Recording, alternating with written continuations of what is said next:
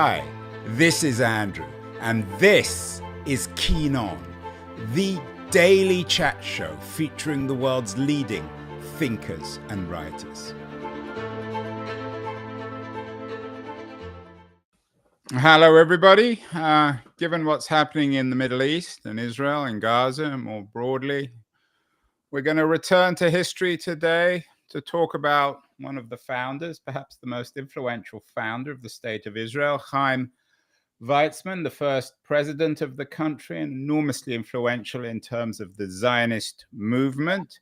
There's a new book out about him, Chaim Weizmann, a biography written by Jehuda Reinharz and Moti Galani. And we have the great Jehuda Reinharz on the show. He's a very distinguished historian. He's talking to us from Israel.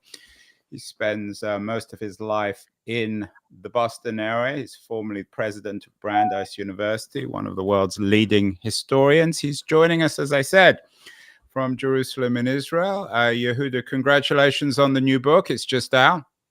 Thank you very much. So, for people who don't know this Chaim Weizmann, Yehuda, tell me about him. Tell me why he's such a big deal. Well, to be truthful, for a long time, Chaim Weizmann was not really very well known. If you read Zionist historiography or Jewish history, he is mentioned, but he's mentioned sort of in passing. So that between Theodor Herzl, who founded the Jewish Congress, and Ben-Gurion, it's as if he played no role. Whereas, in fact, I and my co-author, we contend that without Weizmann, there would be no Jewish state today, or at least not a Jewish state in 1948. It's interesting. I was doing a little bit of research on you back in 2015. Some of your colleagues brought out an anthology, The Individual in History, Essays in Honor of Jehuda Reinharz. Does that reflect the fact, Yehuda, that you think individuals rather than social, economic, political, cultural forces determine history? No, it's not one or the other, but individuals can play a major role. And in fact, in the case of Weizmann, I would say that it's probably one of the few instances in history where a person who is bereft of any land, who is not appointed by anyone as president, who has no kingdom or territory, is able to move Great Britain, the largest empire in the world, overseeing something like 48 countries, 6 times the size of the Roman Empire. And here's this guy who is a lecturer in Manchester. He comes to London at the beginning of World War I and persuades the British to finally in 1917 to send this letter. It's a letter. It's not a declaration. He makes it a declaration. Send a letter that says, well, the Jews are entitled to perhaps a land of their own in Palestine. He doesn't say of Palestine, in Palestine. And the idea is that they need to get along with their neighbors and all the rest. So I think that individuals like Chaim Weizmann can make a huge difference, but it does not negate any other kinds of forces that play a role as well. And we'll, of course, get to the Balfour Declaration, his role and the significance of that later in this conversation. You said that, in a sense, he moved mountains. There's a biblical metaphor there. Is there a biblical quality to his biography, the story of his life? Well, you know, you can say at the end, it's really a good observation, because at the end of his life, he seems like the biblical Moses. He can see the land. Moses couldn't get into the land, Weizmann did, but he's really no longer effective. In 1949, he becomes the president, but he's really just a figure. He's not a figurehead. He's not really he's not the kind of a president that he thought he would be, like Truman and others. So he's essentially at the end of his life, and really hanging in there. It's actually a very sad last 3 years of his life. Yeah, you mentioned Moses, Yehuda. Some people might interpret from that that this whole narrative is a kind of warning. Some people read the narrative in the Old Testament as a warning about a people being slightly overambitious, rather hubristic. Is there a hubristic quality to Weizmann, both in his life and perhaps in what he accomplished? Well, I don't know if I would call it hubristic, because Weizmann was also a person who was always questioning himself. He appeared as being very decisive, as somebody who knows exactly what he wants. He could actually frighten British prime ministers and members of parliament. But essentially, he was always doubting himself. Not quite like Moses. Moses was much more decisive than Weizmann. And I'm not sure that this comparison is a good one. But Weizmann, in fact, was a man of many contradictions. He couldn't really give a great lecture, but he was a wonderful conversationalist. He was able to, in order to, since you mentioned the Balfour Declaration, in order to get the Balfour Declaration, it has been counted by some of his friends that he had some 2,000 personal interviews in order to get there. Whether that's true or not, I don't know. What do you mean personal interviews? You mean conversations? Conversations, yes. Conversations with, he was able, because of his invention, he was able to hobnob with British high society, with members of parliament, with the prime minister, in fact. And this is what I mean by these kinds of conversations, one-on-one. So what was he like? In the Wikipedia entry, a long entry, Israel Seif described him as a man of the people, of the masses, not an elitist, a folk mensch. Did he have the common touch? He clearly was a master schmoozer, to use a Yiddish term. Yes, he was. He was a man of the people. He came from very humble beginnings. But it's more complicated. Early on in his life, I would say until his 40s, Weizmann was, in fact, considered himself man of the people.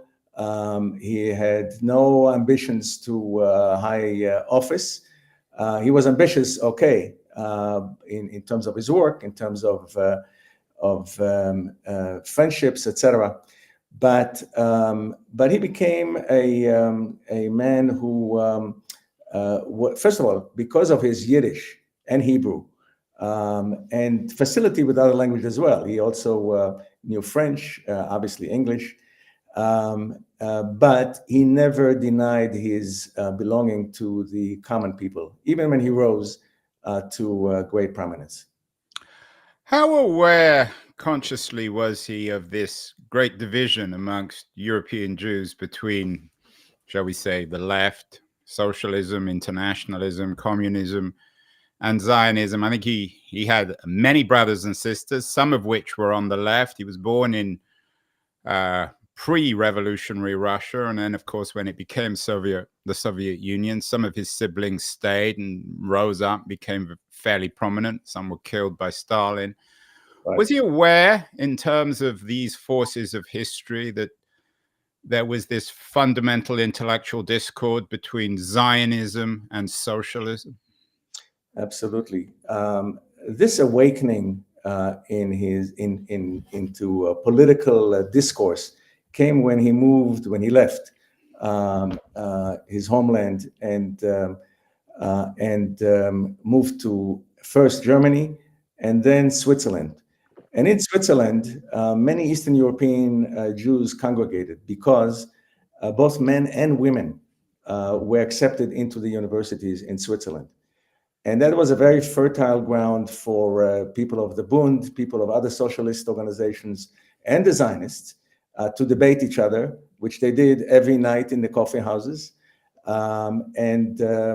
That's where Weizmann really got his first really strong political inclinations, his understanding of the kinds of forces that could be, in fact, be harnessed to the Zionist movement.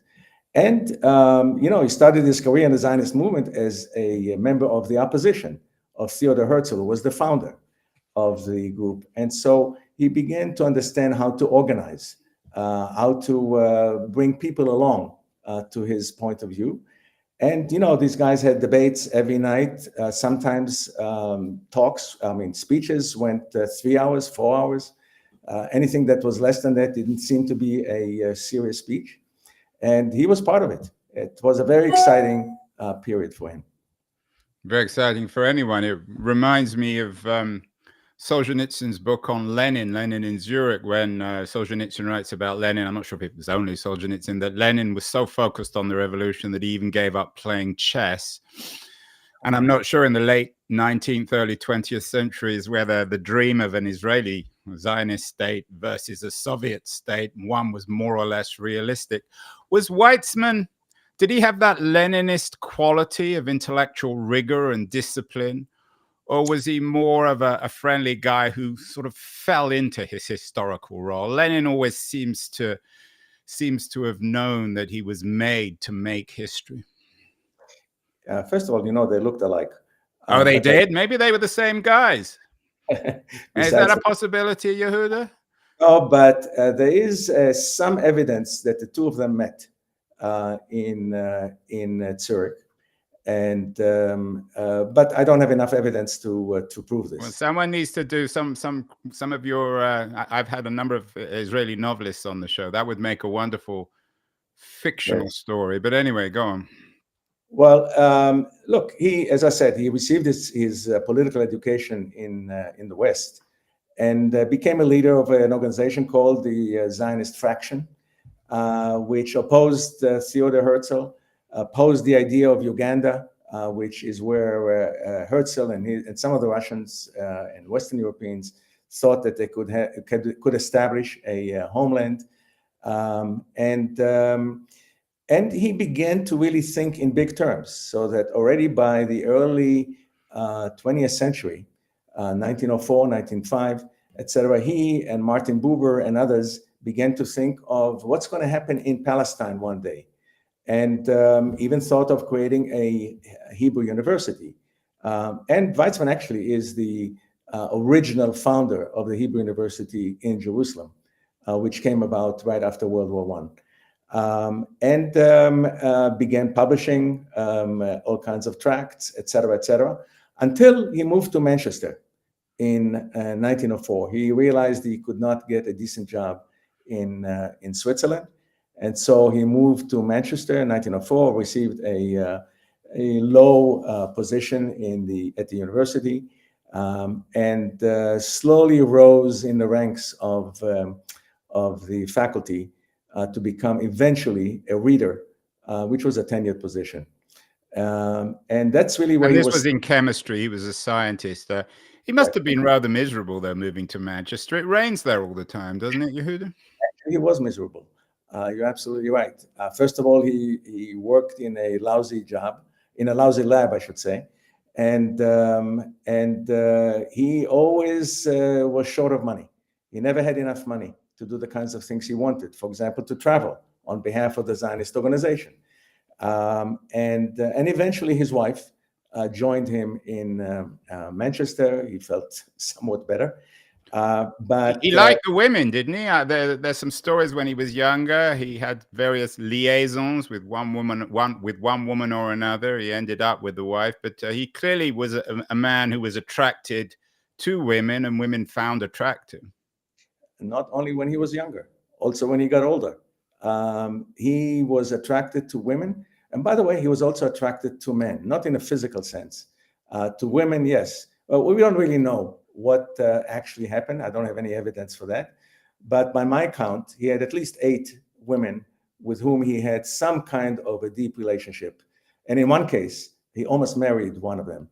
and then thought the better of it because he thought that would affect his position in the Zionist organization. Well, he must have been attractive. There's the Martin Luther King element there, of course, where Martin Luther King was also very popular with his followers. So at what point in Manchester, in this rather sad sojourn in Manchester, Yehuda, did Chaim Weizmann go from being a junior faculty member in northwestern England, rainy Manchester, to becoming an associate of Balfour and the rest of the British aristocracy?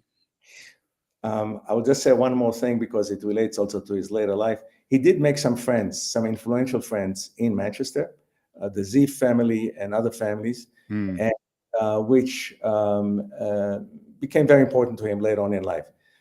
In 1914... And just sorry to jump in, there was, of course, a fairly significant Jewish community in Manchester, which I assumed he became integrated into.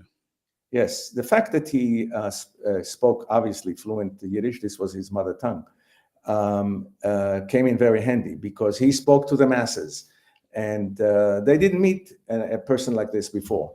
And so that was the beginning of really his role as a spokesperson for Zionism. Eventually, he rose in the ranks of the Zionist organization in England, became a vice president, which didn't really mean much. And but what brought him to London really was his friendship with a very well-known editor in Manchester, who paved the way for him to meet Lloyd George. Now, Weizmann thought always, and it's clear in his letters, that if somebody would only pay his tickets to go to London and come back, he could convince the greatest power in the world to find a way to establish a Jewish state or some Jewish entity in Palestine. But what made the difference is that he invented something that no other chemist in England invented, although they tried to find somebody, namely synthetic acetone. And acetone was very important during World War I because if mixed with cordite, it makes the shooting of guns or cannons or whatever smokeless, which was very important so that the enemy could not detect these guns. And no other chemist could come up with this invention. So he became, first of all, he was appointed a member of the Admiralty. He had some high position. He was in charge of a number of factories which were converted to produce this synthetic acetone. And by virtue of that position, he got to meet then, and he moved obviously to London out of Manchester. Yeah. And by virtue of that, he began to meet high society in Great Britain. I have to just add one more thing here, which is important. As you mentioned before, and as we discussed, he did come from humble family, and the West was a new world for him. But in the process, he became more and more.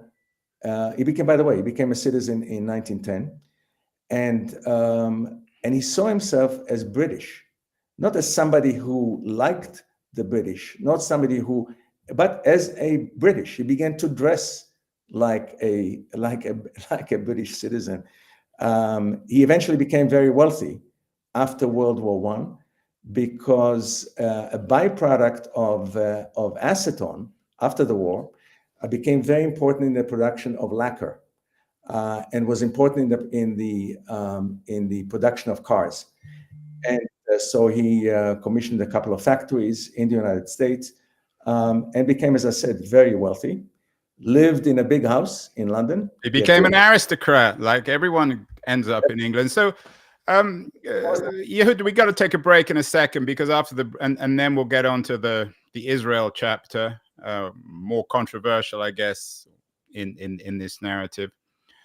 But before we get there, he lived during the First World War, the most violent war still perhaps in history. He was a chemist who got rich by inventing a synthetic technology for warfare. He was a man from Russia, must have experienced some degree of anti-Semitic violence. What was his attitude? And of course, we all know the tragically violent history, not only of the 20th century Jewish people, but of the situation in the Middle East. What was his experience and attitude to violence? Well, he actually did not experience himself that much violence when he grew up in a little townlet called Motul, where the town that was divided between Jews and non-Jews. For the most part, they got along. So no pogroms? No, not in that town, not during his lifetime. His father, in fact, was elected a member of some kind of a council in that town, which was unusual for a Jew. And I would say that in terms of conditions of the time, they did okay. They had a pretty large house with a garden. He had many, as you mentioned before, brothers and sisters. Relatively speaking, they were doing okay. But so he didn't experience any of that during that time. Of course, he knew that anti-Semitism was around, and of course, he did what every Jewish boy tried to do: escaped the army of the Tsar and fled Russia. And that's how he went to Germany, and from there to Switzerland. So it was. But since you mentioned Eastern Europe, he had a disdain for Eastern European Jews. He had a disdain for two kinds of people. He had disdain for people Jews who became wealthy and pretended not to know anymore that they have a Jewish heritage, or pretended not to be Jews. And he had disdain for those what he called Luftmenschen, people who lived from the air, as it is, and did not work a productive life. And add to all of that is his British new appearance. By the way, he dressed like a Brit. He was 6 foot tall. You can see him here. He was 6 foot tall. Yeah, he had the tie and the shirt and everything. He dressed well, and he bought his shirts and his underwear and everything else in the best stores that you can imagine. Did he get teased by other Jews for his upper class aspirations? No, he was envied, if anything. He was envied. Did he have much of a sense of humor? Were people able to make fun of him, or did he take himself a bit seriously? Not only did he have a good sense of humor, but one of the reasons I think that the British high society accepted him. He dined and moved in everybody's home, and when he became wealthy, he invited everybody to his house. He had a chauffeur, he had a couple of maids, maybe more than a couple of maids, and he behaved like a member of high society. Was he a kind of court Jew in the sense that the British upper class, culturally, socially, politically, found a man who aspired to them, and they embraced him because he wanted to be like them? No, I think he fascinated them. That goes back to your question about jokes. Weizmann was in the habit of telling Jewish jokes to the Brits, and they had never met a Jew like this, who tells jokes about Jews, and by the way, with a very heavy accent, which he never tried to change. He was a Jew, but he was also he considered himself not pro-British. He was British. And I think that's very important to understand, because that's really how they also saw him. They, of course, knew who he was. They knew where he came from, but they respected him. And by the way, we can go into this too. He was feared by many of the people in government. He knew everybody. And one of the things he could do, which no one else could do, he could walk into the prime minister's office. He could he could walk in literally without an appointment to the office of the minister for the colonies, who was Churchill at the time. And nobody thought that this was something unusual. He reminds me of my friend Yossi Vardi. Do you know him? Yes, I know who he is. I met him Yeah, once. Yeah. I'll have to tell Yossi that he's a little like Chaim Weizmann. We got to take a break now, Yehuda, because I want to thank our friends. Really a remarkable conversation about Chaim Weizmann. We got to thank our friends at Liberties, which is edited by wonderful people. They are supporting this show and great guests like Jehuda Reinharz. We're going to take a short break, show a little video of Liberties, and then we'll be back to talk about the more controversial part of Weizmann's life, which is Zionism, how he imagined the state of Israel, and what he accomplished in the second half of his life. So for this second half of the conversation, we'll be back in a second. Okay. The noise, there is nuance, insight. Liberties is not just a journal of ideas. It's a meteor of intelligent substance. It's the place to be for engaged citizens. Politics, opinion, substance. Liberties is a triumph for freedom of thought. A quarterly of urgency, of cultural exploration, of intellectual delight, of immaculate prose. It's invaluable. Subscribe now or find Liberties at your favorite bookseller. And you can subscribe to Liberties at libertiesjournal.com. We are speaking with Jehuda Reinharz, the co-author of a major new biography, perhaps the definitive biography of Chaim Weizmann, the first president of Israel, and perhaps the most influential, with Theodor Herzl, Zionist in history. First half of the conversation, Yehuda, we talked about this Russian exile, chemist who ended up in Manchester, schmoozer, charming man, aspired to become a British aristocrat, told Jewish jokes. He had a dream, this dream of a state of Israel that would be carved out of the British Empire. But it was an absurd dream. No, as I suggested at the beginning of our conversation, no more or less absurd a dream than Lenin's idea of taking over the old Russian Empire. But of course, they both achieved what they wanted, for better or worse. Tell us a little bit more about how concrete his vision was of a Jewish, quote unquote, homeland in the British province of Palestine. It's a long story, but I'll try to shorten it. One thing that I bet you most people don't know is that Weizmann, beginning in 1918, he was not yet the president of the World Zionist Organization. He simply was the guy who got this letter, which he made into a declaration, the Balfour Declaration. So the Jewish people all over the world were absolutely thrilled. But here's what most people don't know. Weizmann, from the very first, believed that there ought to be an Arab state, a Palestinian state, in this territory called Palestine, next to a Jewish entity. And I'll give you some examples.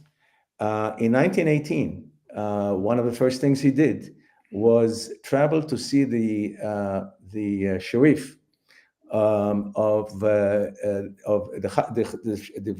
Sharif of Mecca, Faisal, right? Faisal, and proposed to him that he establish an Arab state in this territory. In fact, they signed a contract together that said that there would be a Jewish and an Arab entity next to each other, and signed, I believe, in January of 1990. So he didn't he didn't peddle the idea of Israel being a state without people for a people without a state, or a people without land. He acknowledged that there were a large community of non-Jewish Arab people already there. He more than acknowledged. He tried to persuade them that they needed to move on creating an Arab state. He met with the Husseinis, the Nashashibis, the mayor of Jerusalem, the Mufti of Jerusalem, and everybody he could lay his hands on. And by the way, also with Arabs in Egypt, in Lebanon, in Syria, trying to persuade them that they needed to create their own entity. He saw in his vision, he saw an Arab state as a natural entity next to a Zionist entity. And by the way, what people don't know is that beginning in 1931, he advocated with the British for a Palestinian state in this territory. And over and over and over again. And in fact, he is the one who proposed, after the Peel Commission went to Palestine, that the land be divided, and actually a map was created. Right, I want to get to that, but before we get there, this is a complicated story, and we have a lot to cover still, Yehuda. Okay. Tell us about the Balfour Declaration. Here was a man who successfully got into the Prime Minister's office and convinced a British Prime Minister, British Foreign Secretary, of the need to establish a Jewish state in the Middle East. What happened? How did he achieve this, and what was the outcome? Look, the British needed the Zionists as much as the Zionists needed the British. On the one hand, you're talking about Great Britain, 58 countries that whatever the number is, 3/4 or a third of whatever it is, huge number of countries and territory that they controlled. The British wanted to also, first of all, many people in high society in Britain had a sentiment toward the Holy Land. The Holy Land was something very important to them. It was important for them to control it. Now, you know that there was the Sykes-Picot Agreement in the middle of the war. And he knew Mark Sykes, of course. Yes, he knew Mark Sykes, and of course there was a division between Syria, Lebanon, and Palestine. The British wanted Palestine, and which suited Weizmann very well. The Balfour letter that Lord Balfour and the cabinet, it was not just Lord Balfour, Lord Balfour signed it, was just one of dozens of letters of this sort that were given to Armenians, to the Arabs, to anybody who was moving, in order to attract them to support, whether it was Germany, it was France, etc., etc. And much of this was the old classic old perfidious Albion, lots of empty promises. That's correct. But look, and I'm going to say it outright, the Armenians, the Arabs, the Kurds, all of the others who got these kinds of letters, almost exactly the same kinds of letters, did not have a Weizmann. And Weizmann's ability to play a role in British society and in Parliament and with the Prime Minister, Lloyd George, who was very favorably disposed, that made the difference. And so they wrote this letter. What does this letter say? His Majesty's government view with favor the establishment in Palestine, not of Palestine, of et cetera, et cetera. It being clearly understood that nothing should be done to harm any of the other citizens in that country. It was perfect for Weizmann. And he made it a declaration. He made the British believe for 30 years that what they wrote in that letter was a declaration of support, which eventually became ratified in San Remo and became an international document. It was not just British. So that was Weizmann's genius, is to, and his sentiment toward Arabs, who, by the way, didn't know what to do with him, and eventually became hostile to him.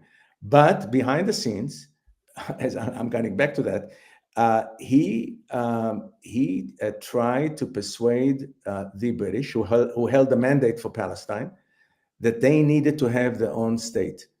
And in 1937, the Peel Plan, and later on UNSCOP, United Nations Special Commission on Palestine, ratified it. And he persuaded Ben-Gurion, who was much more militant than he, that the Jews ought to accept the UN resolution of creating a state eventually. So none of the Arab leaders took the opportunity to establish. Weizmann said in 1937 that he would accept a land, the part of the land, as, and this was his exaggerated expression, as large as a handkerchief.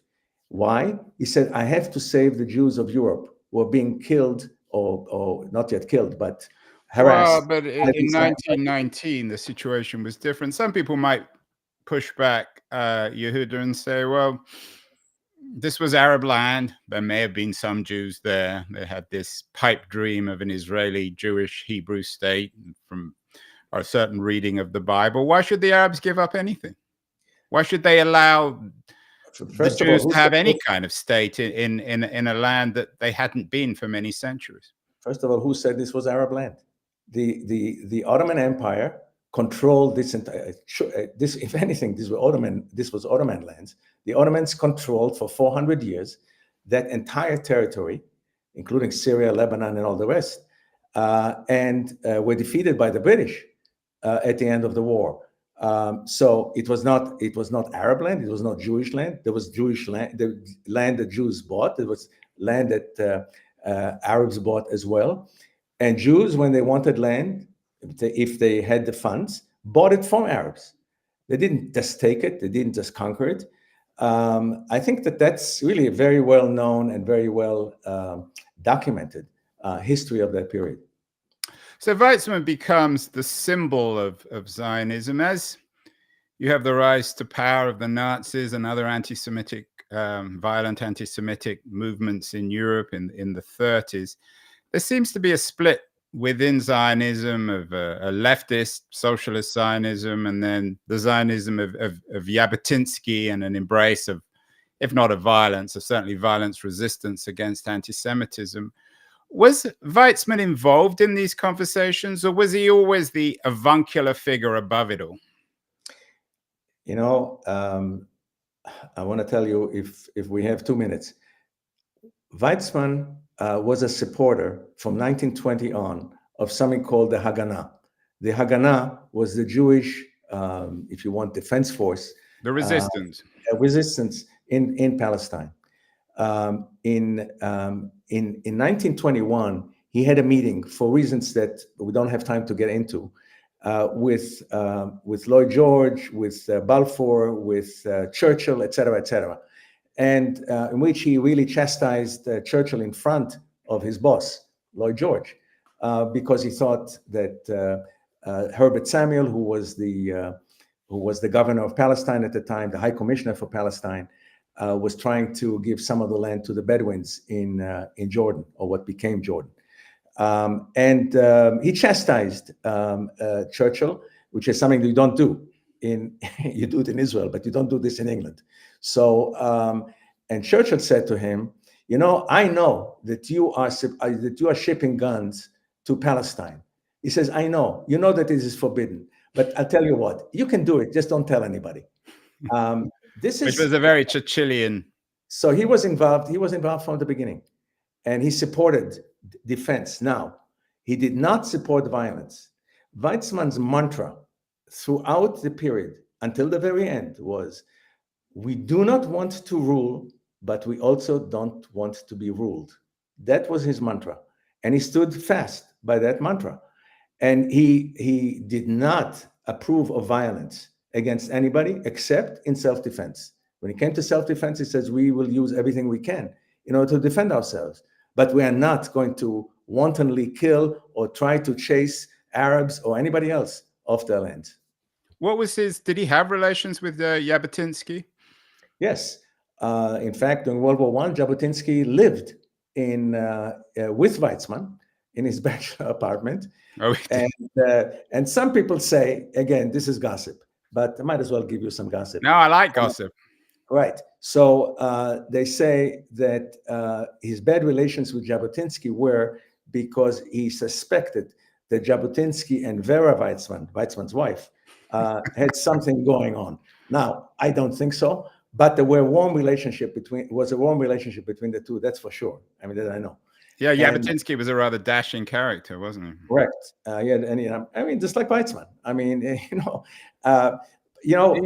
were alpha Jews. Is that one way of putting it? Yeah, I guess so.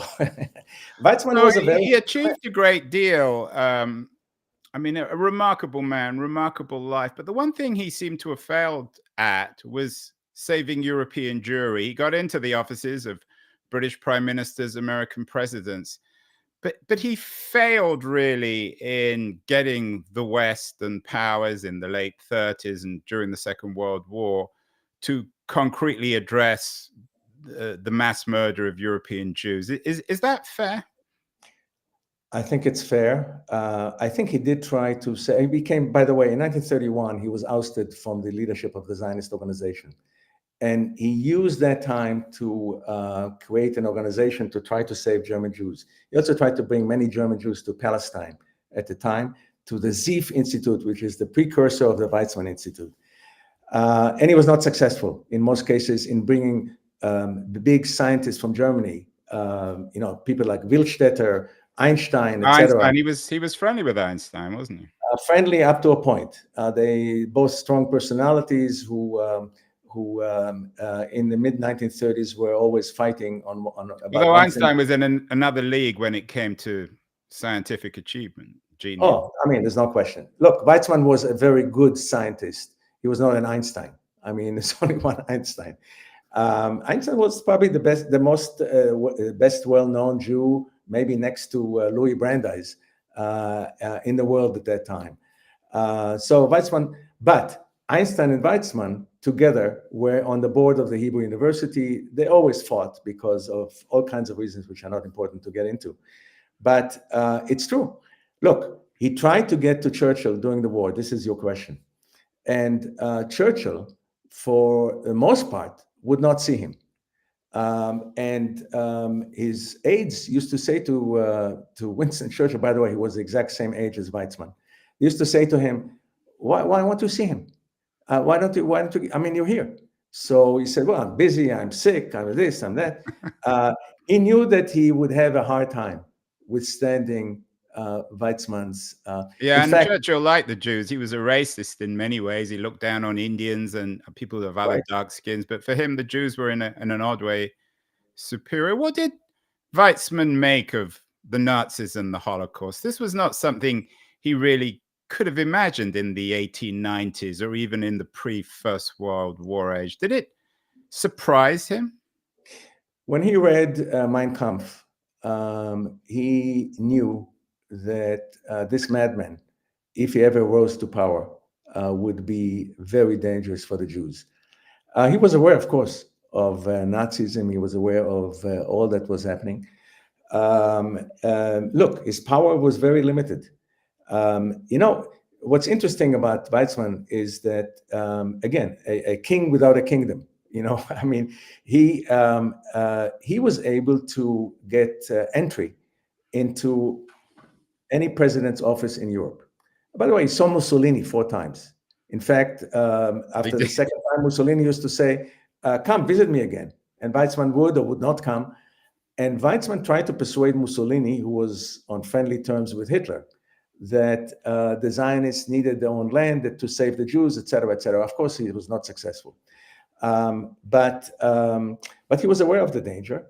And he always felt that he and others did not do enough to save Jews. It's not clear what they could have done, but that feeling of guilt was in him. He was asked after the war to come to Nuremberg, to the trials, and to present the Jewish case. And he said, I'm not worthy of playing that role. I did not do enough. Now, it's not clear, again, what he could do, because many of the people he tried to persuade to come to Palestine did not want to come. They thought that this was just a mirage. Hitler is going to calm down. The Western powers will do whatever they do. But obviously, most of them and perished. particularly, obviously, for the Jews outside Germany and Poland, Romania, Hungary.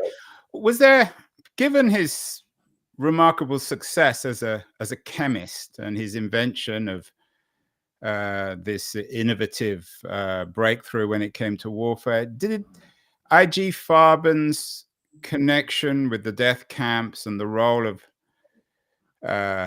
terrible chemicals in the destruction of European Jewry, did that resonate with him in a particularly sort of nightmarish way?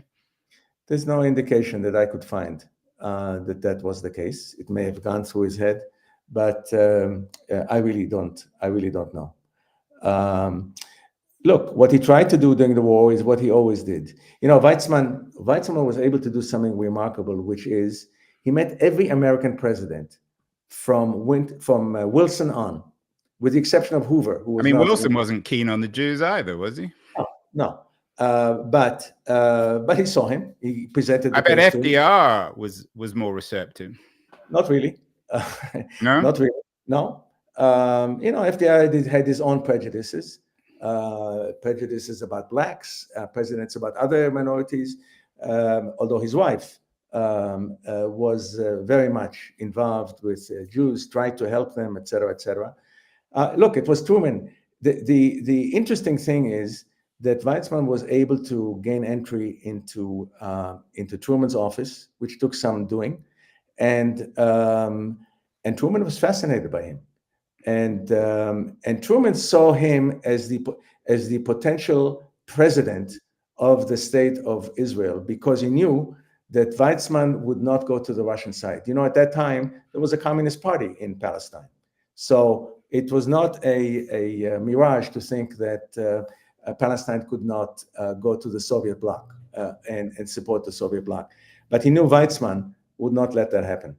And I believe, and I think we can prove it, is that that was resonating very well amongst the leadership in Palestine, and which in fact ended in making him the president.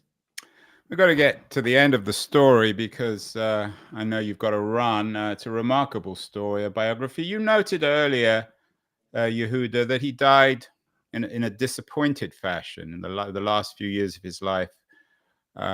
He wasn't happy. I think superficially one would have guessed the reverse.